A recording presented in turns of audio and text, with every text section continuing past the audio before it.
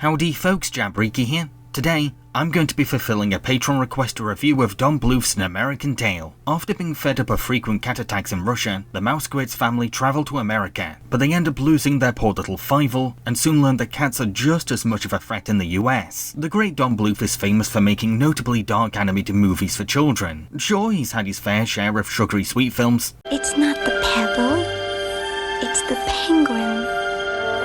I love you even more.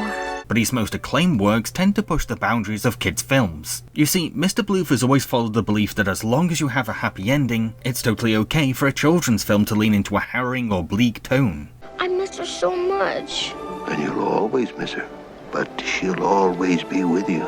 An American Tale aligns with this ideology to a T, and it's maybe Bluth's most harsh movie in his catalogue. It's a film that boldly challenges the very idea of the American dream itself. Instead of pushing the jingoistic notion that the US is this perfect utopia, An American Tale uses the lives of an immigrant family to pull back the curtain. This film's old-century America is a glum and gritty society that's soaked in a desaturated palate and filtered through polluted air. It's a brutally honest vision of 19th century New York that doesn't shy away from the fact that it had much to fix and improve. What's fascinating though, is the way that Bluth juxtaposes the Mousewitz's experience alongside those of human immigrants. Whatever this mice family are going through, it's always eerily similar to the struggles of whatever the humans above are facing, whether we're talking about the poor conditions of the ships that transported immigrants, or how the American border stripped foreigners of their ethnic names for Western convenience. Papa, why did they change my name to Tilly?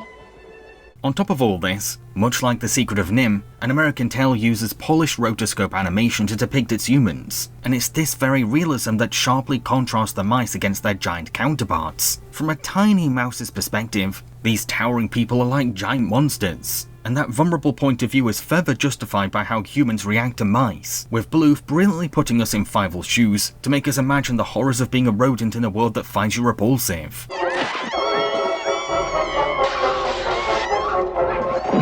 When Fievel isn't worrying about human threat, he's facing the torment of cats, who, in a stroke of metaphorical genius, represent those who were out to exploit or ostracize immigrants back in the day. Every day for these mice is a living nightmare, to the point in which every one of them is scared to even say the word cat, and it's actually kinda brave to utter the taboo 3 letters. This is America. We have free speech. You can say cat here.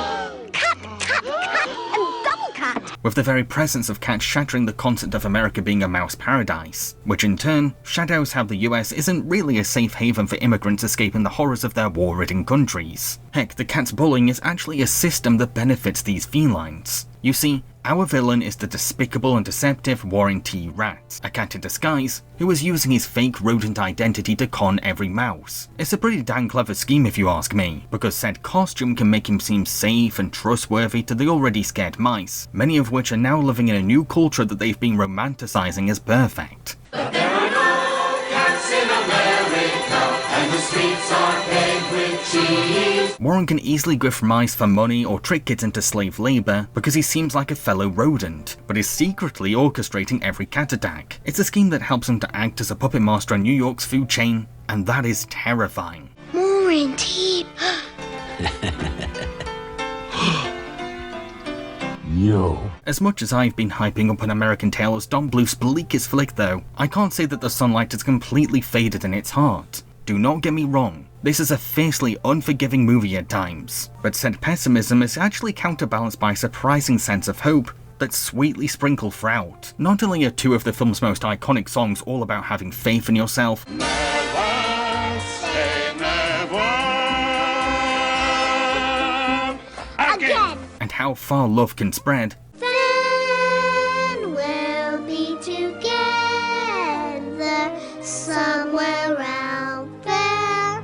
but we also get to watch mice of all classes and cultures uniting for a fight against a common enemy. The vivid differences between all these mice means naffle when they all share the same suffering. These mice could have easily divided up into teams out of political pettiness, yet the whole of New York's mice population are able to work together as a city, all while using a legend of immigrant folklore as the mascot of rebellion. Plus, one wealthy lady shows that the rich can use their power and resources to improve their community if they can put aside their ego for once.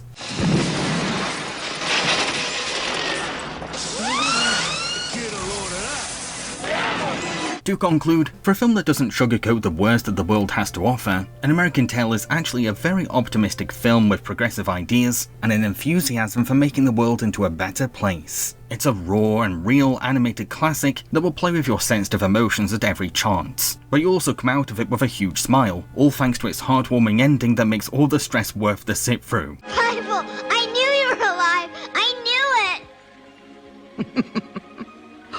Oh, my little boy back from the dead. I hope you enjoyed my review. I've been Jambriki, cheerio folks.